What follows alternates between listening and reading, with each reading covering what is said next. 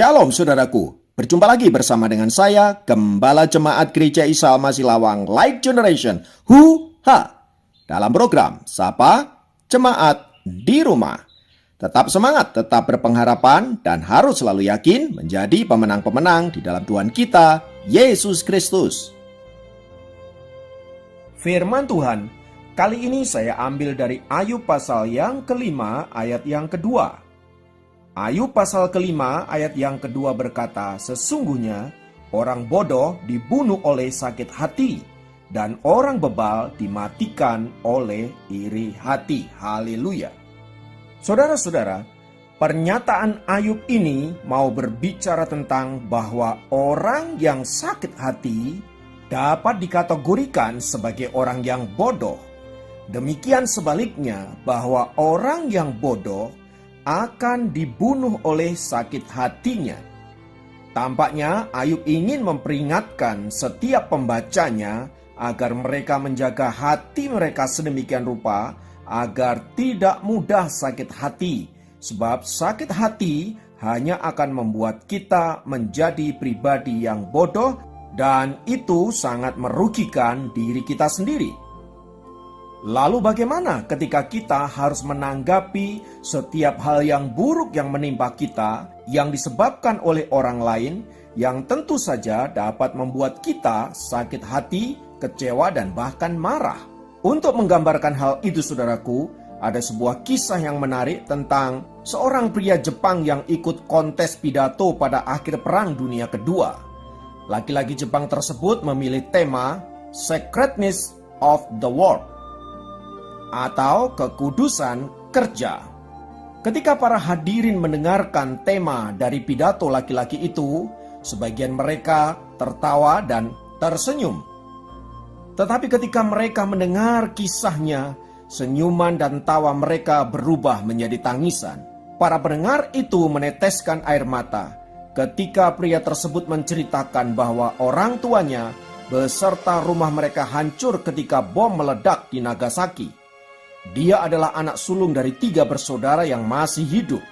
Karena mereka adalah orang Kristen, mereka bertiga berdoa di atas rumah yang telah menjadi abu tersebut. Mereka meminta petunjuk dari Tuhan apa yang harus mereka lakukan. Salah satu dari mereka berkata, "Aku tahu apa yang harus kita lakukan. Kita harus bekerja, kita bisa bekerja, dan kita harus melakukannya." Lalu mereka pun mengumpulkan papan-papan bekas dan tiang-tiang yang masih tersisa. Mereka mulai membuat gubuk kecil di mana mereka bisa tinggal setelah tempat tinggal mereka hancur. Ketiga bersaudara tersebut bisa mengatasi rasa dendam dan kepahitan yang begitu rupa atas apa yang menimpa mereka yang disebabkan oleh orang-orang yang tidak bertanggung jawab. Mereka bisa saja memutuskan marah, sakit hati, kecewa, bahkan dendam atas apa yang telah dialami. Namun sebaliknya, mereka memutuskan untuk mengampuni orang-orang yang telah mendatangkan penderitaan bagi mereka. Mereka tidak larut dalam kesedihan dan dendam, tetapi mereka bangkit dan memulai mengerjakan apa yang dapat mereka kerjakan. Dari kisah ini saudara-saudara, kita belajar tentang sesuatu yang penting berkaitan dengan mengampuni dan melupakan, serta tidak memilih sakit hati saat kita dilukai. Pertama, menyimpan dendam hanya merugikan diri sendiri. Orang yang selalu berusaha memelihara kebugaran rohaninya tidak akan pernah mengizinkan dendam ada di dalam dirinya. Dendam hanya akan meracuni jiwa dan tubuh kita sendiri. Firman Tuhan yang baru saja kita baca di atas menunjukkan bahwa sakit hati adalah sebuah kebodohan dan merugikan hidup kita. Jika kita berpikir secara realistis saudaraku, sebenarnya ketika kita menaruh dendam kepada seseorang, yang terluka sebenarnya adalah diri kita sendiri. Sedangkan orang yang kita benci, di mana kita menaruh dendam padanya, sangat mungkin dia tidak merasakan apa-apa. Jadi sesungguhnya ketika kita menaruh dendam, sakit hati dan terluka, diri kitalah yang tersakiti. Oleh sebab itu saudara-saudara, jangan pernah menyimpan kemarahan, dendam, dan luka hati, sebab sesungguhnya engkau sedang menyakiti dirimu sendiri. Yang kedua, Bangkit dari keterpurukan dan melakukan sesuatu yang berguna adalah tindakan yang jauh lebih baik daripada berkutat dengan masalah sakit hati, kecewa, dan marah. Tidak sedikit orang yang membiarkan dirinya berlarut-larut dalam dendam dan kemarahan, justru menimbulkan sakit penyakit yang ujungnya dapat menjadikan kita hidup di dalam penderitaan, bahkan kematian. Karena itu, saudaraku yang dikasihi oleh Kristus, melepaskan pengampunan, memulihkan hati yang terluka, memilih bangkit dari keterpurukan, melupakan masa lalu, dan berlari-lari menuju panggilan ilahi, yaitu masa depan yang penuh dengan damai sejahtera dan sukacita, adalah hal yang mulia yang seharusnya dimiliki oleh anak-anak Tuhan.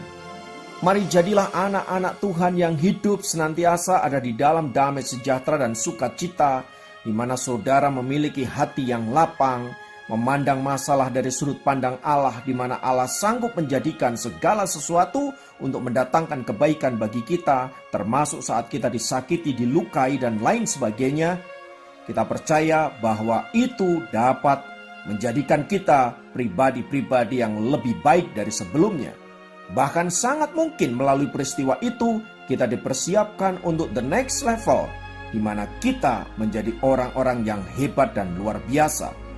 Oleh sebab itu, saudara-saudara, mari kita buka pikiran kita buka wawasan kita tinggalkan masa lalu yang menyakiti dan melukai kita.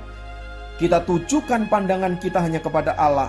Kita tujukan pandangan kita kepada masa depan yang indah, di mana di sana ada janji-janji Tuhan bagi orang-orang yang mengasihi Dia. Ingatlah, seorang pelari, dia tidak akan pernah menoleh ke belakang saat dia ada di arena pertandingan. Hanya pelari yang bodoh saja yang senantiasa menoleh ke belakang. Karena itu, sesuai dengan firman Tuhan, jadilah bijak dalam menjalani hidup ini, dan raihlah masa depan yang penuh damai sejahtera dan sukacita bersama dengan Tuhan. Kiranya firman Tuhan ini memberkati saudara dimanapun berada, dan tetaplah menjadi pemenang-pemenang di dalam Tuhan. Mari kita berdoa. Bapa, dalam nama Yesus, kami naikkan pujian dan syukur untuk kebenaran firman-Mu yang memotivasi kami agar kami senantiasa memandang hanya kepada Allah, memandang kepada masa depan yang indah yang dijanjikan oleh Tuhan kepada kami. Ajar kami untuk berani melepaskan masa lalu, ajarkan kami untuk mengampuni masa lalu, ajarkan kami untuk senantiasa berdamai dengan masa lalu, dan menjadikan diri kami orang-orang yang terbebas dari segala dendam, luka hati, dan kepahitan. Sebab kami mau hidup damai sejahtera bersama dengan Tuhan. Terpujilah namamu Bapa kekal selama-lamanya. Dalam nama Yesus kami berdoa. Haleluya. Amin. Demikian program Sapa Jemaat kali ini. Sampai jumpa dalam program Sapa Jemaat yang lain. Tuhan Yesus memberkati.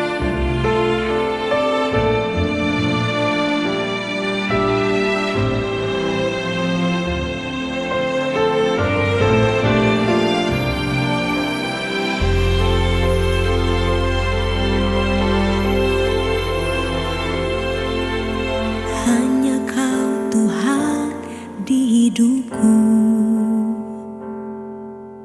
Kau berikan hidup yang baru. Darah-Mu menyucikan, pulihkan hatiku. Ku nyatakan Kaulah segalanya. Engkaulah sumber pengharapan. Kuasa-Mu sanggup menyembuhkan. Jiwaku pun berserah hanya kepadamu.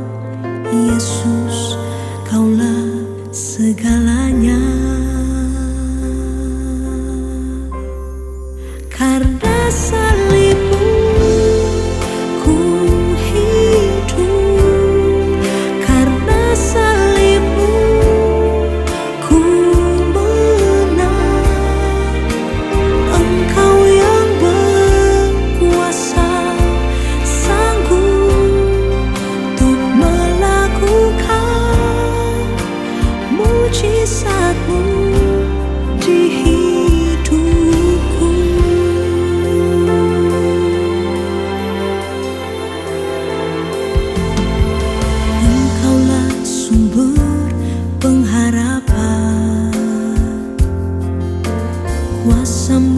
sanggup menyembuhkan. Jiwaku pun berserah hanya kepadamu, Yesus, Kaulah segalanya. Karena salibmu ku hidup, karena salibmu ku menang.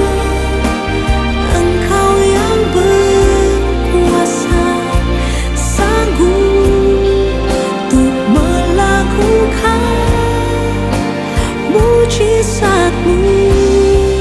Karena salibmu ku hidup, karena salibmu ku menang. Engkau yang berkuasa, sanggup untuk melakukan mujizat-Mu di hidupku. Karena salibmu ku hidup, karena salibmu ku menang. Engkau yang berkuasa, sanggup untuk melakukan mujizat-Mu di hidupku.